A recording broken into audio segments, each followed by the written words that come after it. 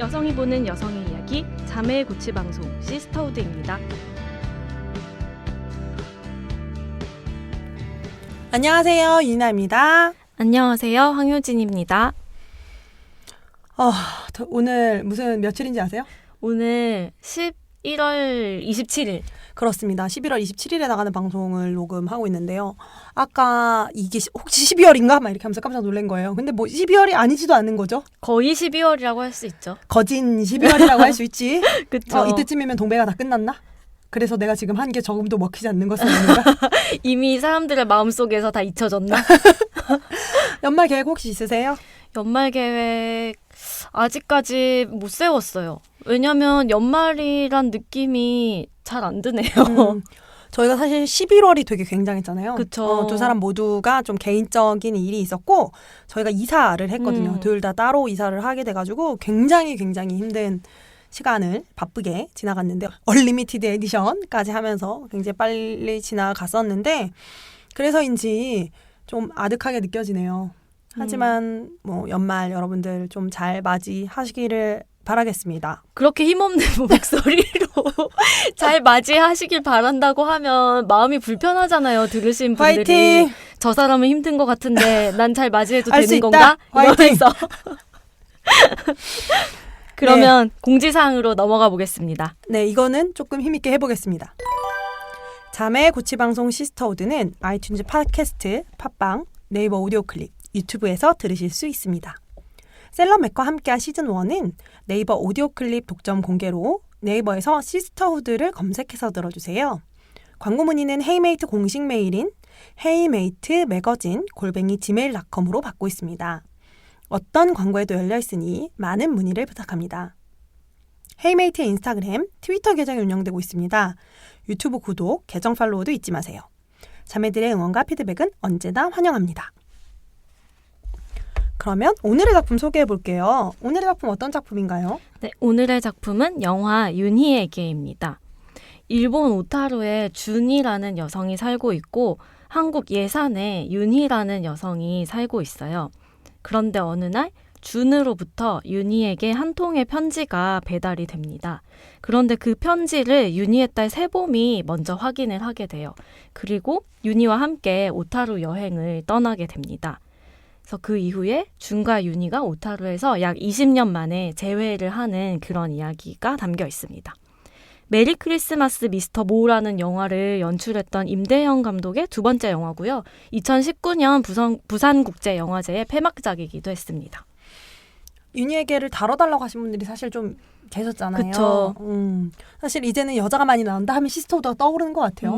너무 좋은 일이죠. 영광이고. 저희도 그런 생각이 드는데 보고 나서 좀 다뤄줬으면 좋겠는데 하는 말씀을 많이 해주셔가지고 저희도 개봉하자마자 보고 이제 이야기를 나누게 되었습니다. 맞아요. 그러면 첫 번째 키워드부터 이야기를 시작해 보도록 할까요? 네, 첫 번째 키워드는 김희애입니다. 여기서 윤희에게 윤희 타이틀롤이죠. 타이틀롤을 맡은 배우가 이제 김희애님이신데요. 여기서 윤희라는 인물은 남편과 이혼을 하고 딸 세봄을 혼자 키우면서 사는 여성인데 공단 구내식당에서 일을 하고 있어요. 그리고 막 이제 어릴 때 어떻게 자라왔는지 성장 과정 같은 게 조금씩 나오는데 뭐 그 당시에 40대 초중반 정도죠. 여기서 나이가. 근데 어릴 때 집안 사정상 오빠만 대학에 가고 본인은 이제 대학을 가지 못하고 그러한 중년 여성으로 등장을 하게 됩니다. 그리고 또 되게 중요한 정체성이 있는데 이 영화의 사실상 모든 것인데 19살에 그 일본 오타루에 있는 준과 연인이었던 사실 클로짓 레즈비언인 거죠. 사실은. 그래서 오타루로 떠나기 전까지의 모습을 보면은 너무너무 피로해 보이죠. 전체적으로.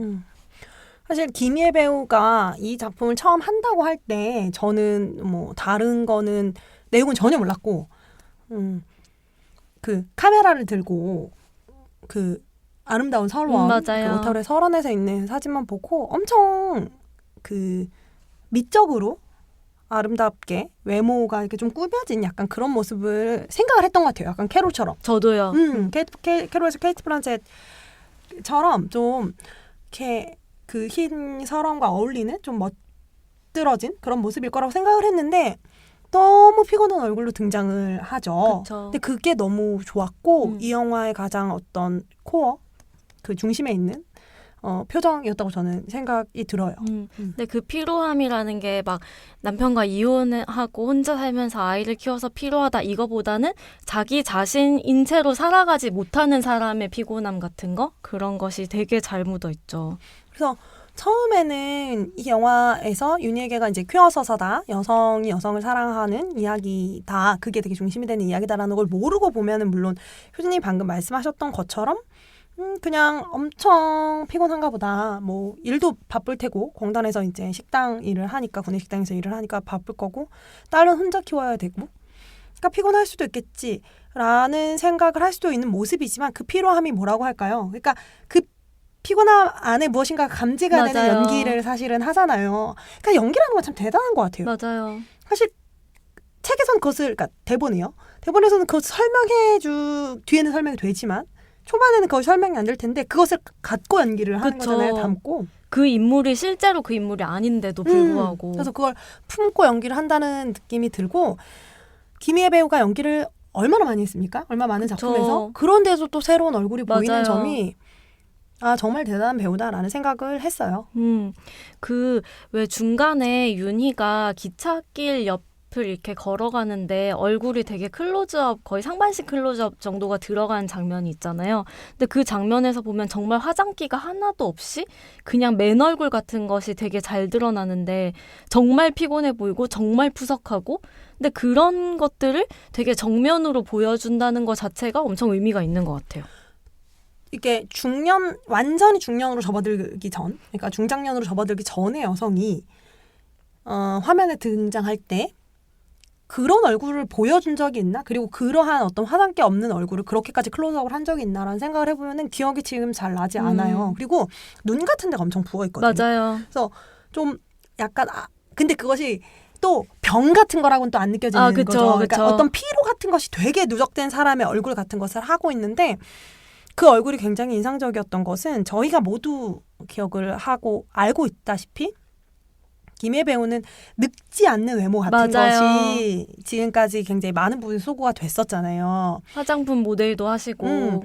그런데 그러한 얼굴로 등장을 하는 게 저는 굉장히 의미가 있다라고 생각했어요. 맞아요. 그러니까 생각해보면 맨날 왜 김영철 씨가 그 흉내내는 화장품 광고 안에서 얼굴에 어떤 요철 같은 것이 하나도 없고 되게 광이 반짝반짝 나는 얼굴? 그런 사람으로 되게 많이 나왔었죠. 그러한 배우가 그러한 캐릭터의 얼굴을 연기한 것 자체도 의미가 있고 그리고 그러한 캐릭터를 스크린에서 보여준 것도 의미가 있고 클로즈업한 것도 저는 의미가 있다고 맞아요. 생각했어요. 그리고 사실 생각해보면 물론 퀴어 서사가 절대적으로 부족합니다. 여성 서사가 부족하듯이요. 근데 그렇게까지 생각하지 않더라도 구내 식당에서 일을 하는 게다가 이게 사실 되게 중요하고 나중에도 되게 정확하게 드러나는데 고졸이죠. 맞아요. 특히 40대 여성을 생각할 때 40대 초반이라고 생각해 봅시다. 중반이어도 마찬가지고요. 그래도 대학 교육이 좀 이루어지던 때인 거예요. 그쵸. 그러니까 사실은 미디어에서 이 나이대의 여성을 등장시킨다면 정말로 저는 대학을 안 다닌 여성을 등장시킨 적이 있나? 오히려 이 윗세대는 등장시키겠죠. 맞아요. 이 윗세대는 대학을 안 나오거나 뭐 그런 거 등장시키겠지만 이 미묘한 시기 게다가 그 지역도 예산이지 않습니까? 서울이 아니잖아요. 그러니까 서울이나 그 외의 빅도시조차도 아닌 거예요. 그러니까 중소도시에 살고 있고 거기서 나고 자랐겠죠. 그러한 여성을 보여준 적이 있나? 저는 지금 정말로 기억이 나지 않아요. 맞아요. 그래서 왜 이 사람한테 되게 뭐라고 해야 될까? 되게 작은 지역에서 사는 학력이 높지 않은 여성이어서 가지는 되게 뭐랄까 소수자성을 되게 많이 가지고 있는 여성이잖아요. 거기다 퀴어이기까지 하고 그래서 그러한 복잡한 정체성을 준 거 너무 좀 좋은 설정인 것 같아요. 진짜. 그래서 애초에 저희가 자주 말씀을 드리는 게 여성 서사라는 게 그냥 뚝딱 뭐 여성이 많이 나오고 혹은 이 여성이 어떤 페미니즘적으로나 여성주의적으로 좀 어떤 부분이 뭐 도덕적으로 결백하다거나 혹은 뭐 어떤 여성주의적으로 옳은 선택을 하려고 하거나 하는 게 중요하지 않다는 말씀 되게 자주 드리잖아요. 전 이게 여성서사라는 생각이 들어요. 맞아요. 우리가 여성 소설에 대해서 이야기를 하고자 한다면 지금까지 보지 못한 여성들, 그리고 보지 못했다는 것조차도 인식하지 맞아요. 못하고 있었던 여성들을 많이 스크린으로 불러와서 그들에게 다 이야기가 있다는 것을 보여주는 것이 정말 중요하다라는 생각이 들고, 그 의미에서만 보더라도 사실 좋은 작품인데 그 내부에서 또 배우들이 엄청 좋은 연기를 해주는 맞아요. 바람에 이 영화에 이제 더 많은 결들이 생기게 됐죠. 저는 최근에 본 그 김희애 님의 작품이 허스토리였어가지고 그렇죠. 더 너무 신기한 거예요. 이 작품에서 또 이러한, 정말 아까 이나님이 얘기했듯이 또 새로운 얼굴 같은 것이 있어? 이 사람한테? 이게 너무 놀랐고, 그 전에 했던 것이 문정숙인데? 이런 생각이 드는 거죠. 그리고 허스토리 같은 경우는 저희가 둘 다 되게 좋아하니까요. 그리고 이제 그 해의 이제 2018년이죠. 2018년의 영화를 얘기할 때 허스토리에서의 저는 문정숙이라는 캐릭터를 빼고 말할 수는 없다. 맞아요. 허스토리 자체도 그렇지만 특히 문정숙이라는 캐릭터, 또 그 캐릭터도 똑같아요. 그런 캐릭터를 그려본 적이 있냐는 거죠. 그렇죠. 부산에서 자기 사업을 하고 자기 사업을 하면서 돈은 나를 따라온다고 하는 여성인 거예요. 그러면서 자신이 부끄럽기 때문에 선택을 하는 거죠. 맞아요. 그 할머니들을 돕는 게. 그러한 여성, 게다가 대가 세고 기가 세고 자기의 모든 것을 거기다 투자를 하잖아요. 그 모든 걸 걸고 자신이 생각할 때 의로운 일, 나를 부끄럽지 않게 하는 일, 혹은 내가 부끄럽기 때문에 하는 일에 투자를 하는 여성을 등장시킨 적이 있냐는 거죠. 굉장히 배포가 크고 그 포부가 큰 맞아요. 여성입니다. 근데 그걸 또 김희 씨가 연기할 때 저런 것도 해? 이럴 정도로 역시 훌륭한 배우 이랬는데 갑자기 윤희가 돼서 나타나는 거지. 맞아요. 그러면 여성 배우들의 스펙트럼이 좋은 대본이 주어지면 어디까지 갈까, 전 그런 생각도 했어요. 정말 너무 대단했어요. 그리고 정말로 김희애 씨 같은 경우는 상대가 누구이든 간에 멜로를 너무 잘 만들어내는 거예요. 최고 장점인 것 같아요. 본인이 배우가 가진 최고 장점 중에 하나였었던 것 같고, 본인이 퀴어 연기를 한 것은 처음이실 텐데 사실 이 비슷한 설정을 한 번 경험하신 적이 있는 건 아시죠? 네, 아들과 딸에서 박선영 배우랑 같이 한 그 시는 또 많은 사람들에게 영원히 회자되는 맞아요. 유형의 장면 아닙니까?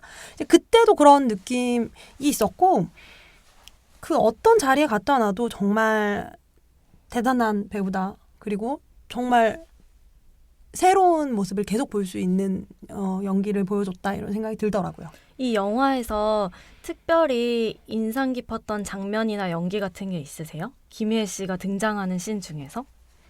저는 그 귀걸이를 하고 오타로에 간 다음에요. 네. 이렇게 돌아다니다가 그것도 좀 재밌는데 점점 예쁜 옷을 입잖아요. 맞아요. 점점점. 준에게로 점점 가까워지면서 점점점 예쁜 옷을 입다가 한 번은 준을 결국 만날지 않을지는 이제 모르는 상태인데 바 같은 데를 가기 전에 귀걸이 같은 걸 사서, 아마도 자신을 위해서 처음으로 무엇인가를 그런 액세서리를 산 거였었을 텐데 귀걸이를 끼고 가서 이렇게 앉아 있다가 그 일본의 바텐더가 질문을 하니까 뭐 처음에는 일어로 대화를 하다가 갑자기 한국어를 말하는 장면이 맞아요. 있습니다.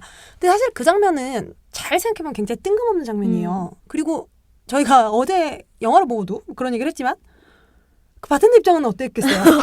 갑자기 한국 여성이 와서 약간 예의상 물어봐 줬더니 한국말로 영원히 알 수 없는 얘기를 되게 긴 얘기를 해요. 네. 막 뭐도 했고 산책도 하고 이러면서. 근데 그게 사실 거짓말이거든요. 맞아요. 근데 그게 그 뜬금없음을 윤희가 하는 것처럼 보이게 한다는 게 저는 맞아요. 너무 신기했어요. 그게 사실 좀 어느 정도 트위스트인 장면이라고 그쵸, 생각해요. 그쵸. 왜냐면 일단 그런 행동을 안 합니다. 보통이라면.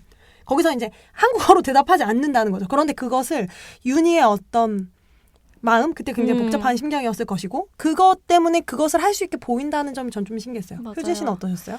저는 그 제일 처음에 윤희가 오타루 도착해서 준의 집 앞에 몰래 가는 장면이 나와요. 근데 준이 그 되게 쌓인 눈을 막 헤치면서 집에서 나오는 걸 보고 뒤에 벽에 숨어 있는데 준이 나오는 걸 보고 자기 스스로 이렇게 입을 막는 장면이 있어요. 근데 그 장면에서 너무 정말 19살 여성이 첫사랑을 보고 할 법한 행동과 표정 같은 게 너무 잘 드러나는 거예요. 그래서 정말 너무 대단하다. 이 장면 얘기할까 그 장면 얘기할까 했거든. 그러니까 너무 대단한 거예요. 맞아요. 연기를. 그래서 정말 좋은 배우라는 생각을 한 번 더 하지 않을 수 없었던 영화였던 것 같아요. 맞아요. 그러면 두 번째 키워드는 뭐겠어요? 우리의 윤희의 첫사랑 누굽니까? 준을 연기한 나카무라 유코에 대해서 얘기를 잠깐 해볼까요? 보자마자 또 효진님이 어떻게 사랑하지 않을 수 있냐 나오자마자 전 보자마자 바로 사랑하죠. 그래서 나오자마자 어떻게 저런 분을 사랑하지 않을 수 있어요? 이렇게 막 말을 해서 그런가 사랑을 해야 되는 건가 막 이러면서 저는 그랬는데 좀 재밌는 거는 저는 이렇게 거의 모든 장면에서 같은 사람인데 모든 장면에서 느낌이 다를 수 있다는 게 너무 신기했어요. 헤어스타일에 따라서 다 달라지고 안경 같은 거나 이런 분위기에 따라서 그리고 입는 옷과 상황과 분위기에 따라서도 다 다르잖아요. 맞아요. 근데 그 사람이 굉장히 동일한 한 사람이잖아요. 그 점이 전 좀 너무 대단하지 않나 하는 생각이 들더라고요. 그래서 왜 저희가 나와가지고 이분이 그 전에 어떤 작품 나왔는지 너무 궁금하다 찾아봐야겠다 이러면서 막 찾아봤잖아요. 근데 사실 저희가 본 작품은 많지 않았고 네. 좀 아실만한 작품들은 콰이어트 룸에서 만나요, 스트로베리 쇼트케이크, 피와 뼈 여기 정도에 출연을 하셨더라고요. 저도 엄청 이 작품에서 너무 인상적이어서 근데 이전에 본 작품이 좀 떠오르진 않아가지고 그랬는데 정말 연기도 좋았고 어떻게 그렇게 또 저는 매번 정말 좋은 작품 경우에는 캐스팅에 대해 생각을 하지 않을 수가 없어요. 어떻게 이런 준 같은 사람을 골랐는지 이런 생각이 들더라고요. 그리고 김희애 씨랑 분위기도 너무 잘 맞죠. 약간 그림체가 비슷하다고 하죠. 그런 느낌. 맞아요. 따로 있어도 같이 있을 때가 상상되잖아요. 맞아요. 그런 외모를 가지고 있죠. 그래서 저는 윤희에게가 제목이고 우타로의 간다까지는 알고 있었는데 준의 비중이 그 정도로 클 거라고 생각을 안 했었어요. 영화를 보기 전에. 그래가지고 우타로 부분이 나올 때 생각보다 굉장히 긴 이야기를 가지고 있는 서사를 맞아요. 가지고 있는 캐릭터네 했는데 저는 울고 말았습니다. 아주 일찍부터 초반부터. 지금 여기 여자 배우가 굉장히 많이 등장을 한 작품이잖아요. 그러니까 세보미도 세보미고 그쪽에는 그러니까 윤희에게는 딸 세보미가 있다면 이 준에게는 고모가 있는 거예요. 그쵸. 근데 그 고모가 사실은 아주 초반에 나오기 때문에 이건 스포가 아닙니다. 고모가 편지를 보내버리는 거잖아요. 맞아요. 그래서 그 둘이 지금 이러한 어떤 이벤트, 삶의 이벤트 같은 거가 생기게 되는 건데 그 고모가 너무 또 연기를 잘하고 맞아요. 너무 대단하신 분인 거예요. 지금 검색해보니까 그런 얘기가 나오더라고요. 예수정 배우 같은 느낌을 주길 바랬다 이런 생각을 하셨다고 하고 근데 저는 약간 윤여정 씨 같다고 생각했는데 저는 김미경 배우님 뭔가 분위기가 닮았어. 그래서 저는 그런 느낌을 좀 가졌었는데 그 고모랑 사실은 고모도 아주 오랫동안 독신이었던 사람인 그쵸. 거잖아요. 네. 지금도 독신이시고. 그래서 그 둘이 이제 같이 살고 있는 거죠. 할머니가 거의 된 고모랑. 근데 그 둘이 둘에게는 끈인 사람인 그러니까 뭐 오빠든지 동생이든지 한 그 남자인 형제와 이 준의 아빠 이 사람을 잃고 이제 둘이 서로를 안아주는 장면이 있습니다. 맞아요. 그 장면에서의 연기가 너무너무 좋았어요. 저는. 맞아요. 정말 너무 좋은 장면이었어요. 네. 그 고모 캐릭터도 되게 좋죠. SF를 즐겨 읽으시고 결혼하지 않았고 그리고 사실은 아마도 그분 역시 클로짓 레즈비언일 것으로 추측되는 장면들 같은 것이 좀 나오긴 하죠. 그래서 그런 생각은 했는데 냄새가 좋았다고 하는데 혼자 생각하기는 냄새가 좋았어도 남자일 수는 있긴 있을 텐데 그럴까? 과연 그럴까? 좋을 수가 있는지. 아니야, 있겠죠. 네.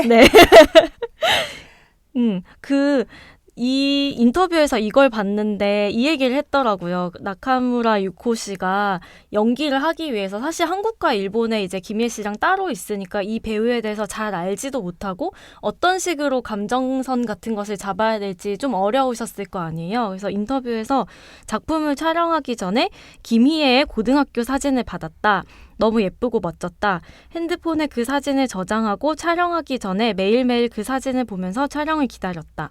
그런 과정에서 윤희에 대한 마음이 점점 쌓였다. 라고 얘기를 하셨더라고요. 너무 사랑이다 이거. 너무 마음이 저는 움직였다. 지금 이 인터뷰에서 내 마음을 맞아요. 움직이게 했네요. 그리고 김희애 씨의 고등학교 사진은 찾아보십시오. 모두 사랑에 빠집니다. 정말 마음이 점점 쌓인다. 쌓이기만 그러니까요. 그래서 이 작품은 동시에 나카무라 유코 준 캐릭터를 통해서 소수자에 대한 이야기를 일본에서도 역시 하고 있잖아요. 우선 이 주는 엄마가 한국인이에요. 맞아요. 근데 그걸 숨긴다는 얘기가 나오죠. 그러니까 그 면에서도 소수자이고 그 다음 레즈비언인데 그것도 숨기고 있는 클로짓 레즈비언인 거죠. 그것도 숨기고 있는데 그렇기 때문에 결혼을 하지 않으니까 한국도 마찬가지. 또 동북아시아 문제가 있지 않습니까? 결혼을 하지 않은 여성이 소수자가 되어버리는 맞아요. 거예요. 특히 나이가 들면 계속 그런 질문을 받고 누굴 소개시켜줄까라든지 뭐 이런 이야기들을 듣게 되는 이러한 상황들 안에서 이제 이 준이라는 캐릭터가 마음을 어느 정도 닫은 그런 모습을 이제 보여주죠. 그 외 아버지의 장례를 치르고 돌아가는 차 안에서 남성 친척이 그 연애 이야기 뭐 누구 소개해줄까 결혼 왜 안 해 이런 얘기를 계속 쏟아내잖아요. 정말 성가시죠. 그러니까 그런 말들을 정말 많이 하는 지역 동북아시아에 뭐 무슨 문제가 있는지 전 잘 모르겠어요. 왜 그렇게까지? 그래서 그러한 과정에서 저도 전 생각 잘 많이 못했던 것 같아요. 중년의 레즈비언. 맞아요. 그리고 그 레즈비언 여성이 중년이 됐을 때 그 이전에 어떠한 서사나 이야기들을 로맨스를 멜로를 가지고 있었지에 대한 생각을 할 만큼 작품을 보지 못했던 것 같기도 하고요. 그런 생각이 들어서 이 두 여성이 동갑인 것도 좀 중요했다는 생각이 들어요. 전 캐롤 굉장히 좋아하고 정말 좋은 작품이라고 생각하는데 그 작품과 이 작품의 어떤 구분이 되는 지점 중에 하나를 꼽자면 이들이 동갑이라는 맞아요. 것이고 그 동갑이었던 시절에 사랑을 했고 그리고 같이 나이가 들었다는 거죠. 맞아요. 클로짓인 채로 갇혀진 채로 그걸 보여준 적이 있었나를 생각하면 보여준 적이 없었을 뿐만 아니라 그것을 보게 된 것도 영화적으로도 체험이기도 한데 그것은 사회적 체험이기도 하다는 생각이 맞아요. 저는 좀 들었거든요. 어제 중년 여성의 그 과정들을 볼 수 있는 점이 굉장히 좋았습니다. 저는 그 나카무라 유코 씨의 연기 중에서는 아마 거의 대부분이 이 장면 꼽으실 것 같은데 그 자신에게 관심이 있는 것으로 추측되는 다른 여성에게 그러니까 너의 정체성을 숨기고 살라는 커밍아웃 같은 것을 하는 장면이 나오잖아요. 근데 그 부분의 연기가 되게 단단하고 근데 되게 슬프고 그래서 또 연기를 저렇게까지? 막 이런 생각이 드는 거예요. 그리고 거기서 또 너무 아름답죠. 맞아요. 그리고 그 장면은 정말 저도 슬펐어요. 슬펐고 그리고 결국 그것은 끝까지 숨기라는 말이잖아요. 맞아요. 근데 그것이 의미하는 바가 그의 지금까지의 삶을 압축하기도 했었을 것이고 사실은 그게 동시에 그 윤희를 잃을 때의 상황. 그쵸. 그게 이제 나중에 윤희가 찼다. 그러니까 윤희가 이걸 감당하지 못하고 헤어지자고 했다라는 내용을 알게 됐는데 그때 받았을 상처에 대해서도 생각을 하게 되고 그것까지 또 연결했다는 생각이 들어서 정말 좋더라고요. 맞아요. 그리고 그냥 얘기 나온 김에 같이 언급을 해보자면은 여기서 또 오타루라는 곳이 주는 효과가 있잖아요. 제가 정확히 하고 싶어서 여쭤보는 건데 오타루라는 곳은 네. 그러니까 제가 늘 헷갈리는 거예요. 홋카이도, 삿포로, 오타루의 관계가 어떻게 됩니까? 홋카이도가 큰 섬. 지역이고 저도 사실 근데 삿포로와 오타루의 관계는 잘 모르겠는데 저는 갔다 왔거든요. 근데 약간 주변에 있는 삿포로의 주변에 있는 지역이 오타루인 것 같아요. 둘이 다른 지역이구나. 네네. 아 그걸 몰랐어요. 하지만 아닐 수도 있어요. 나도 잘 모르기 때문에. 그것은 여러분들도 저희도 검색으로 찾아보도록 합시다. 네. 근데 오타루가 그 오타루의 빛의 오타루인가요? 맞아요. 네. 그렇군요. 그래서 홋카이도, 삿포로, 오타루 이쪽 지역에 대해서 얘기를 할 때는 언제나 끝나지 않는 겨울 그리고 정말 정말 눈이 많이 쌓이는 곳으로 인식이 맞아요. 되어 있잖아요. 그래서 눈이 언제 그치려나 이런 말을 고모님이 계속 하시는 그런 상황인데 저는 이 영화에서 제일 좋았던 것 중에 하나가 오타루였어요. 맞아요. 그러니까 머릿속으로 상상을 한 삿포로 그 눈이 언제나 아주 많이 지붕까지 쌓인다고 하고 실제로 또 지붕까지 쌓여서 전 또 너무 놀랐어요. 영화 속에서도. 그렇죠. 그랬는데 그러한 곳에서 사는 것은 또 어떤 느낌일까 하는 생각도 들고요. 그런데 그 장면이 저는 가본 적도 없고 사실은 좋아하거나 관심을 가졌던 지역조차 아닌 거예요. 그런데 거기에 뭔가 있는 것 같은 거야. 그리운 거지 그쵸. 내가. 그리운 걸 남겨두고 온 것 같은 느낌. 거기 어딘가에 분명히 내가 무언가를 추억 같은 것을 두고 온 것 같은 막 착각이 드는 거예요. 다시 가야 될 것 같고. 꼭 한번 가야 될 것 같았으면 처음이거든. 사실은 가면 처음이야. 그쵸? 근데 다시 가야 될 것 같은 맞아요. 느낌이 들더라고요. 그러한 풍경들도 되게 잘 담아낸 것 맞아요. 같아요.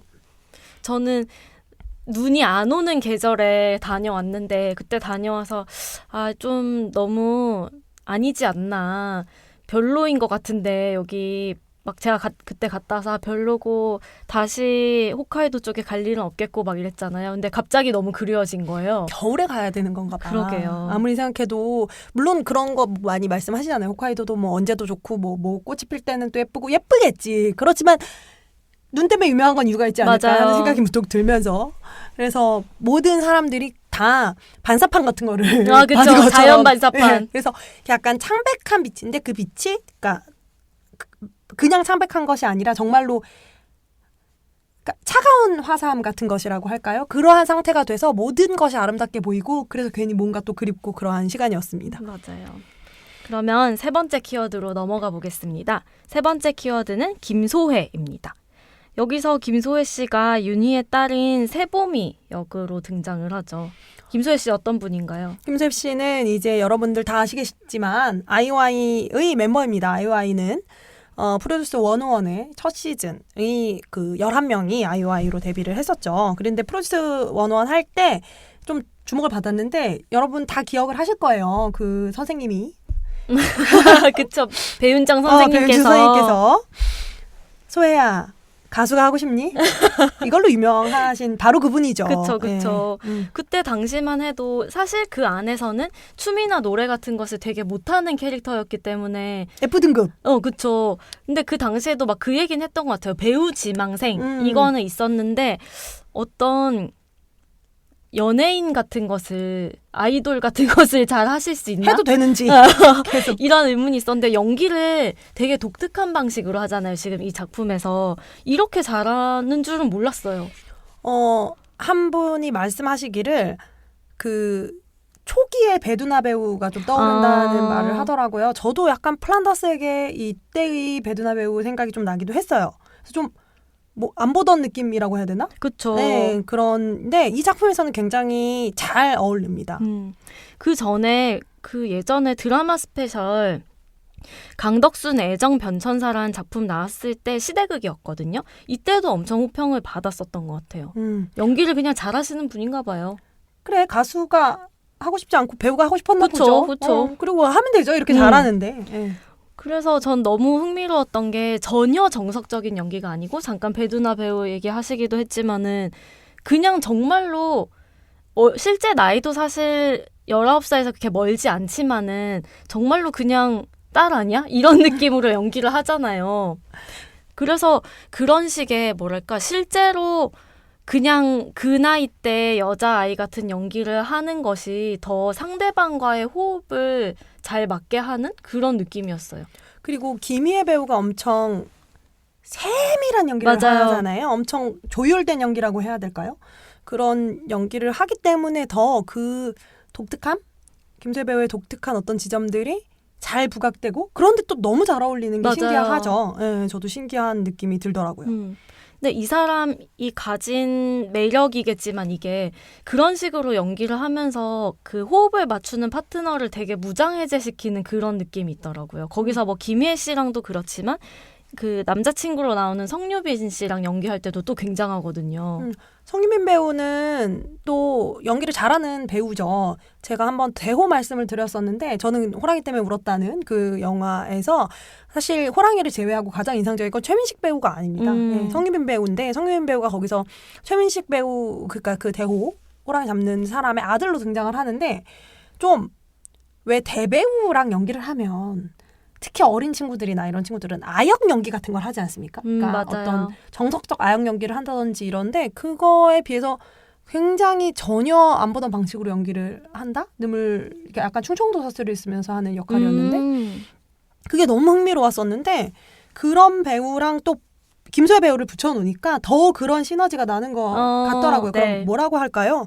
둘 다 약간 독특하잖아요. 좀 뭐라 그래야 되지? 박자 같은 것도 좀 독특하고, 둘 다 그냥 어떤 면에서는 카메라 앞 옆에 있지 않은 것처럼 보이기도 하는 유형의 행동들을 하는 것들이 되게 잘 맞더라고요. 그 뒷부분에서 여기서 세봄이가 그 남자친구한테 갑자기 뽀뽀하는 장면이 나오잖아요. 그 장면이 너무 좋아요. 그리고 사실 또 이 영화 전체에서 되게 중요한 씬이 아닌데도 그쵸. 참 사랑스럽고 오타루 뭘 두고 온 것 같아. 그때 10대 시절에 첫사랑을 두고 온 것 같아. 첫사랑 같은 것을 두고 온 것 같아. 그런 느낌이 자꾸 드네요. 김소 배우 연기는 아마도 지금보다는 앞으로 더 맞아요. 여러분들도 함께 저희도 같이 지켜보고 여러분들도 함께 지켜보시게 될 것 같습니다. 이번 작품을 통해서 좀 새롭게 더 많이 보게 된 부분이 있는 것 같아요. 여기서 그 세봄이 캐릭터랑 윤희 캐릭터가 모녀잖아요. 이 모녀 관계에 대해서는 좀 어떻게 보셨어요?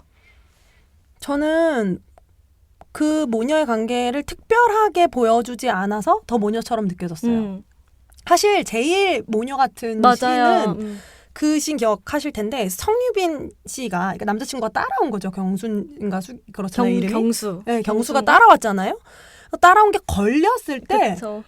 김희애 배우가 연기를 되게 굉장합니다. 맞아요. 그냥 갑자기 엄마. 그러니까 그 전까지는 사실 되게 복잡하다고 했잖아요, 저희가. 그러니까 지금 오타루까지 갔어. 여기 준이 있는 거야. 그러니까 막 마음은 엄청 복잡하고 막 이기거리도 한번 해보고 싶고 괜히 저 집에도 가보고 싶고 눈물도 갑자기 나려고 하고 눈물을 갑자기 흘리는 장면이 되게 많아요. 눈물이 팍 고이는 장면이 되게 많은데 그런데 그러니까 사실은 어떤 순간에 또 엄마로서의 그러니까 세봄의 엄마로서의 뭐 그런 씬 자체가 많지도 않고 그런데 그 순간 갑자기 엄마가 되는 거죠. 갑자기 엄마가 돼서 네가 지금 남자친구를 여기를 불렀어? 이게 되는 그 장면이 맞아요. 너무 재밌었어요. 저는. 거기서 막 그래서 그걸 보고 경수는 참을성이 없나 봐 이러잖아요. 저도 그게 너무 웃긴 거예요. 그리고 엄마가 정말 엄마들이 할 것 같아. 비꼬기.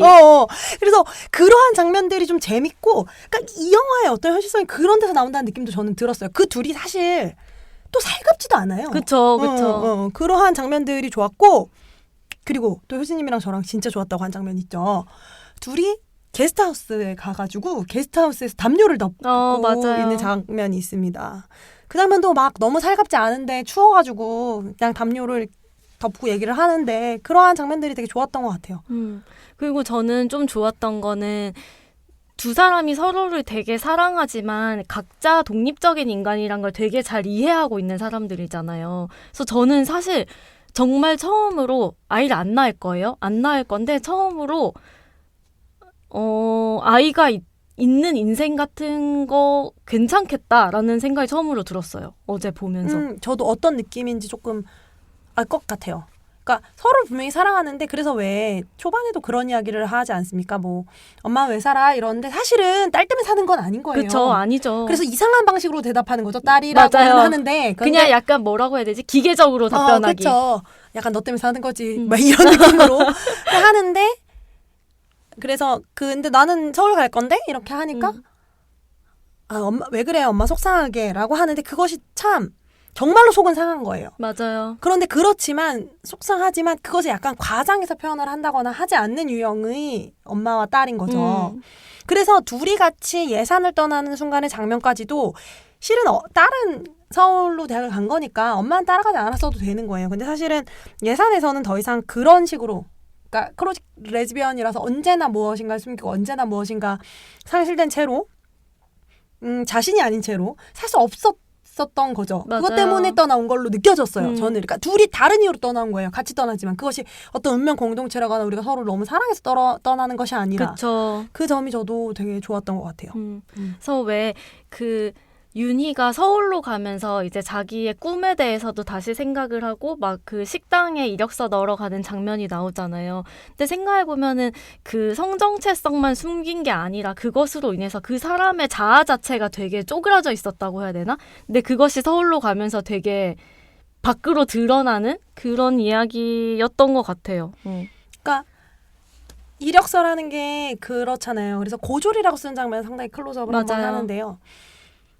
이제 자신의 이력이라는 것을 기록을 하고 근데 그 이력이라는 것은 세상이 보여준 바는 이런 이력이죠. 그 오빠가 말을 하죠.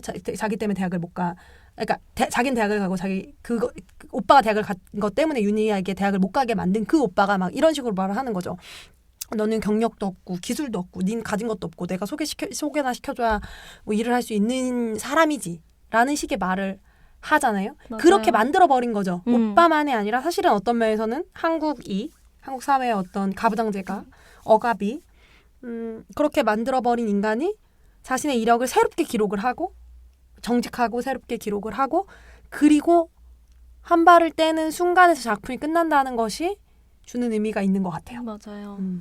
저는 그것도 좋았어요. 결국에는 준이랑 윤희가 서로 되게 그리워하고 아직도 그래서 만났지만은 그 뒤에 그래서 다시 뭐 사랑을 하게 됐다거나 이런 식으로 이야기가 이어지지 않잖아요. 각자의 인생이라는 것이 있고 지금 놓인 상황이라는 것이 있고 옛날에 되게 좋았던 추억 같은 거는 계속 간직을 하고 있지만 더 이제 다음 생은 아니고 자기 방향의 그 생에 거기로 걸어 나가는 그런 이야기인 것이 되게 좋았던 것 같아요.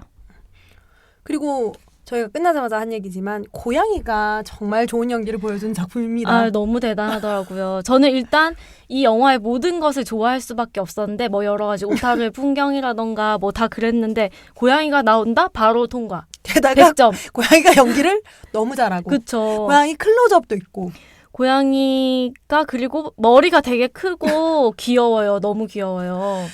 그리고 이게 제가 지금 문득 생각이 들었는데 이게 막 내가 뭘 두고 온 것 같아 뭘 지금 그리운 것 같아 이렇게 생각을 하는 게 한참 일본 작품들을 일본 영화라든지 일본 뭐 드라마라든지 일본 만화라든지 뭐 일본의 다양한 문화적 수혜를 받을 때 상상했던 일본 있죠. 그 일본이랑 되게 가까운 일본인 거예요. 고양이가 있고 난로가 있고 겨울인 일본인 것 같아요. 내 생각에. 내가 일본인 것만 빼고는 우리 집이랑 똑같은데요. 저희 집인데요. 아닌데?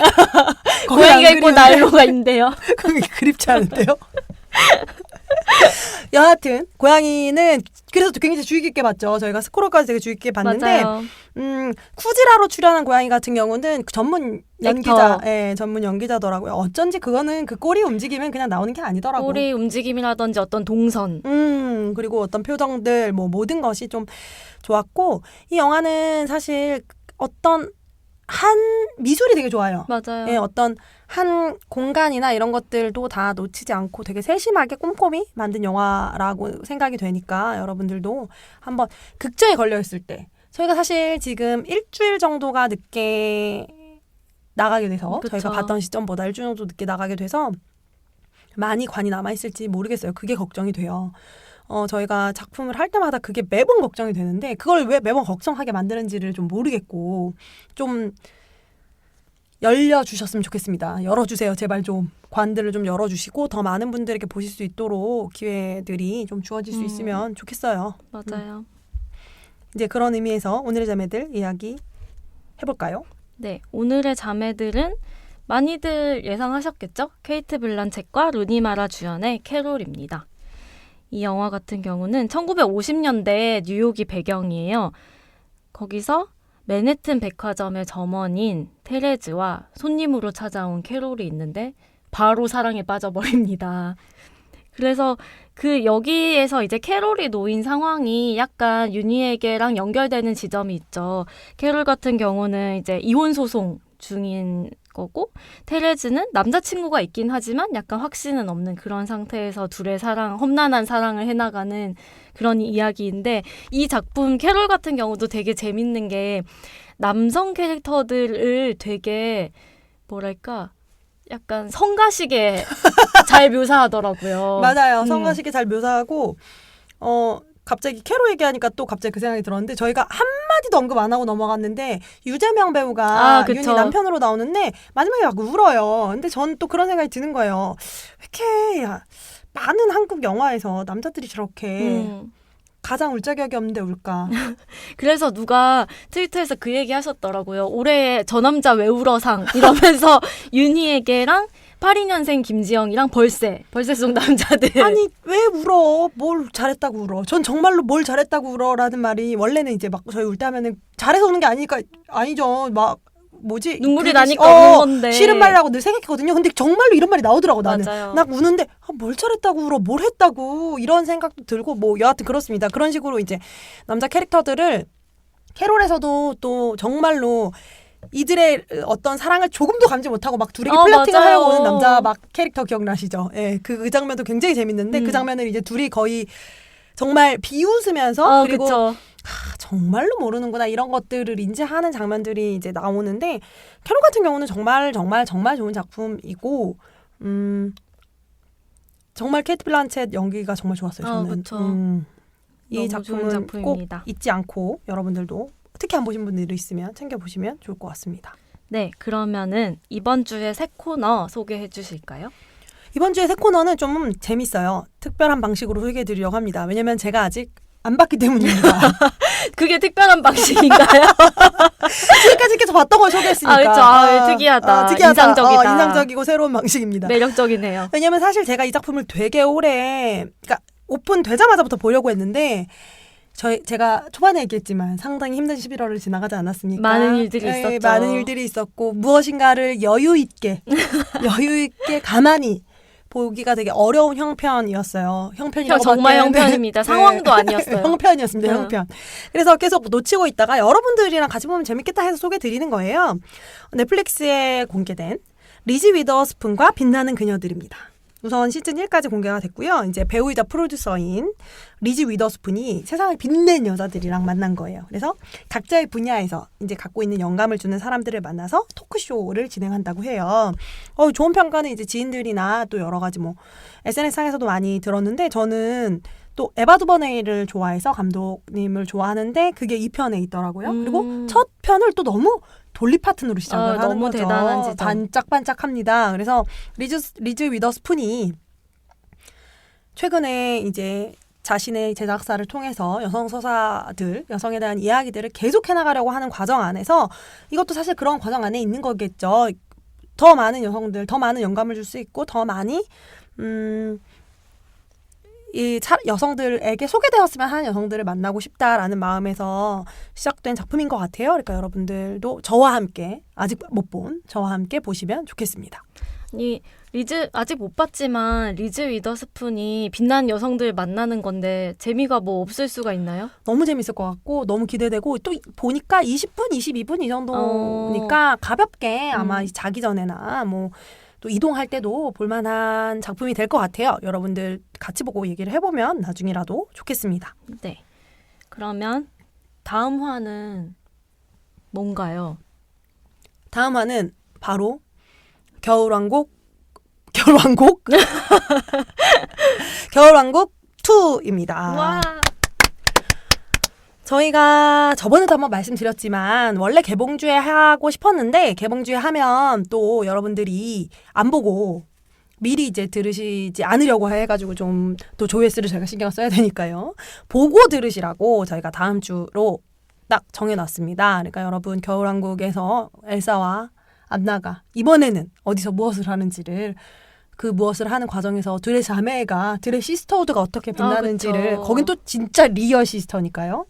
볼 수 있는 시간이 되면 좋겠습니다. 개봉은 이게 나가는 방송이 27일이에요. 근데 그 일주일 전에 개봉하니까 저희가 2주 뒤 방송인 셈이에요. 그러니까 발동동이야 정말. 2주 동안 충분히 많이 보셨을 거라고 생각합니다. 한국에서 천만 애니메이션이었던 겨울왕국입니다. 여러분 많이 보셨기를 바라고 보신 분들 함께 재밌게 이야기하고 들을 수 있도록 준비하도록 하겠습니다. 이번엔 꼭 싱얼롱 관해서 한번 보고 싶네요. 저는 그때 한국이 아니었어요. 첫 겨울왕국 1 때. 근데 그 2번인가 3번을 봤는데 영화관에서 또 미친 사람이었죠. 그쪽 입장에서는 아시안 여자 그죠. 여성이 계속 와서 보는 거야. 전 정말 좋아했기 때문에 많이 봤었는데 그땐 또 영어로 해야 되니까 따라하기가 조금 어렵죠. 어려움이 있을 수 있었는데 이번에는 또 어떤 노래가 레디꼬를 대신할지를 한번 또 기대해 보도록 하겠습니다. 네, 그러면 오늘은 여기까지 하겠습니다. 여러분 들어주셔서 감사합니다. 감사합니다.